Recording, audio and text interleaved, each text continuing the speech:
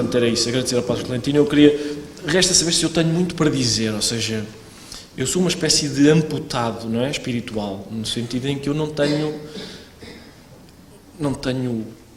um testemunho para dar, quer dizer, eu não tenho... uma pessoa pode falar de uma revelação que teve, mas uma não revelação não existe, não é? Eu não posso falar sobre... É como se eu não tivesse um braço. Eu não podia dizer, este braço que eu não tenho faz este movimento, não faz movimento nenhum. Portanto, a inexistência do braço quase que implica que eu não tenho nada para dizer sobre ele. Mas eu tenho acompanhado com algum interesse uma espécie de ressurgimento do movimento ateísta que tem havido. Em Inglaterra, os ateus juntaram-se e, enfim, fizeram umas contribuições financeiras até.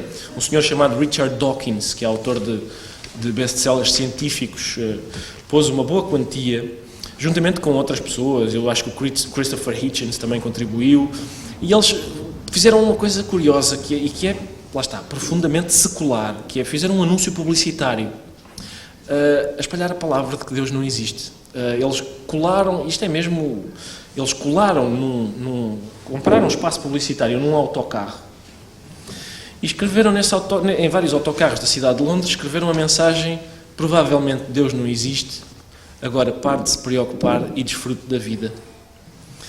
Esta publicidade, como todas, é infelizmente enganosa, porque se Deus não existe,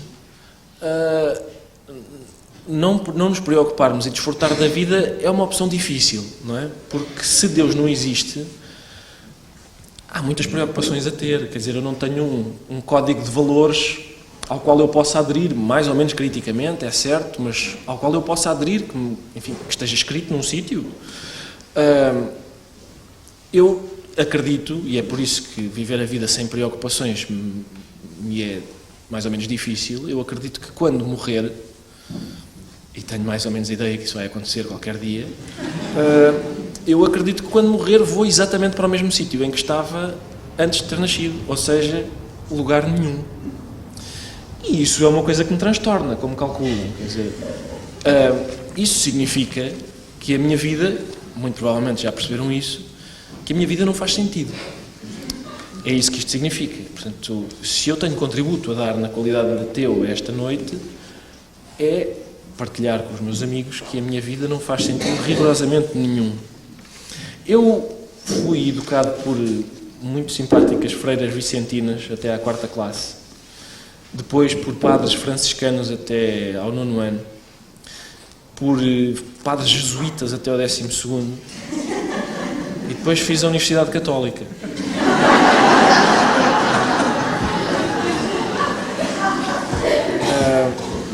Não sou batizado,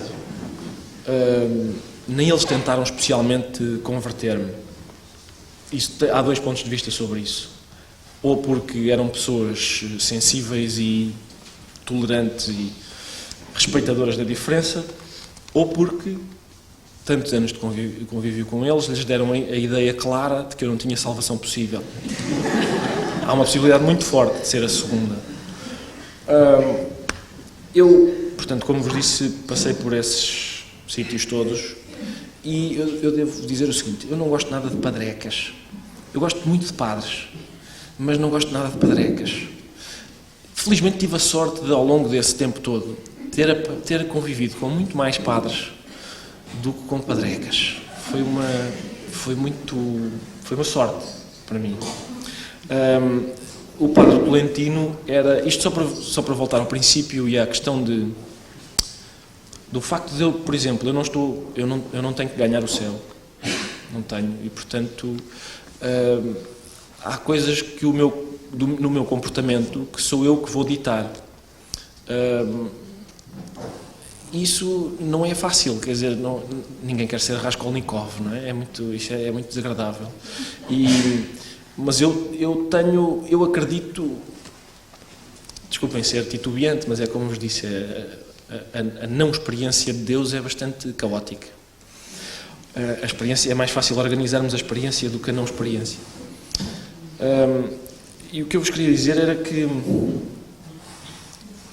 apesar disso, apesar de eu não ter um quadro de valores que me foi imposto, uma vez que eu não acredito em Deus, Eu já escrevi sobre isso, eu não acredito em Cristo, mas em que é que eu acredito? Por exemplo, eu não acredito em Cristo, mas acredito nos cristãos.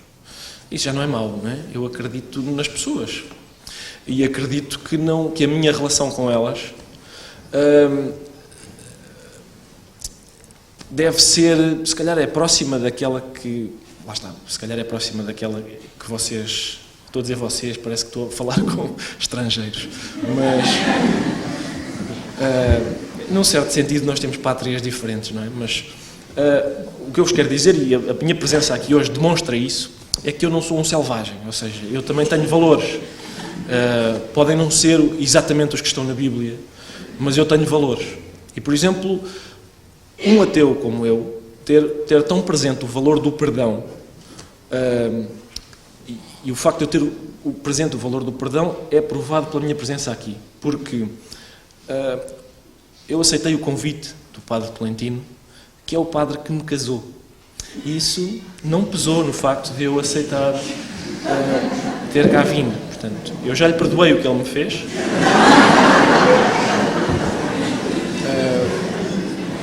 E estou hoje presente aqui porque acredito na redenção dele. Eu sei que ele não voltaria a fazê-lo se a ocasião voltasse a proporcionar-se. Bom, quer dizer, vou só dizer mais 2 ou 3 coisas, se calhar. Onde é que eu vou, como ateu, buscar consolo para esta questão, que é, eu acho que a questão essencial é essa. Há um poema do Philip Larkin que diz que a religião é uma estratégia, não sei se ele usa a palavra estratégia ou outra pior, uma estratégia para fingir que a morte não existe. E para mim é isso que está em causa, é a questão da morte. E como vos disse, eu acredito que quando morrer, acabou-se. Eu vou para o sítio em que estava antes de estar vivo. E ao longo da história, essa ideia, é curioso constatar que, por exemplo, o Platão, na Apologia de Sócrates, o Sócrates quase que dá vontade de morrer com ele, porque ele está a beber a cicuta e está a dizer aos companheiros, está a manifestar algum regozijo até. O que ele diz é, há quanto tempo é que vocês não dormem uma boa noite de sono? Ele diz isto claramente, ele diz, agora imaginem a morte, o que é a morte senão uma longa noite de sono profundo. Eu já sou velho, estou preparado para um soninho. Basicamente é o que ele diz. Pode não usar a palavra soninho. Mas é curioso constatar que uns séculos mais tarde, o Hamlet, num solilóquio célebre, que é aquele do que começa ser ou não ser, é numa altura, aliás, em que ele está a ponderar matar o tio, não é? Por causa daquela maldade que ele lhes fez, e ele está a ponderar, ele pondera a peça toda a fazer isso, não é? Há uma altura em que ele quer matá-lo, mas o tio está a rezar. E matar uma pessoa que está a rezar é garantir-lhe o céu e, portanto, seria uma recompensa e não um castigo. Neste solilóquio, ser ou não ser, o Hamlet diz, lá está, ser ou não ser, essa questão, não ser é uma hipótese apelativa, por causa do tal sono sem sonhos, mas o Hamlet põe uma questão que o Sócrates não tinha posto, que é, e se nesse sono há sonhos? E esses sonhos podem ser terríveis e podem ser muitíssimo reais. E essa hipótese de haver sonhos terríveis causa-lhe um desconforto. Ainda outros séculos mais tarde, há um livro do Philip Roth, que foi escrito, sei lá, há 10 anos, se calhar nem tanto, que se chama Everyman. E é a história de um homem que, enfim, que também está a ponderar nestas questões. Há uma cena em que esse homem fala com um coveiro num cemitério, portanto é uma cena quase igual à do Hamlet no cemitério, quando o coveiro está a abrir a cova da Ofélia, mas sem falar com a caveira. O herói do Philip Roth não fala com caveiras. E o que ele diz é que ele volta ao princípio, ou seja, ele não tem dúvidas de que a morte é um sono sem sonhos. Mas enquanto o Sócrates estava ansioso por esse momento, ele acha que isso é manifestamente pouco e desinteressantíssimo. E, portanto, aparentemente estamos outra vez nesse ponto. Estamos no ponto em que, para nós, ateus, a morte é um sono sem sonhos e nós continuamos com um mal perder em relação a isso. Não é fácil. E por isso, onde é que eu vou buscar conforto? Vou buscar conforto a um livro que eu não sei se conhece, a Bíblia. Não sei se já ouviram falar. Especialmente a um dos meus livros favoritos, que é o livro do Eclesiastes.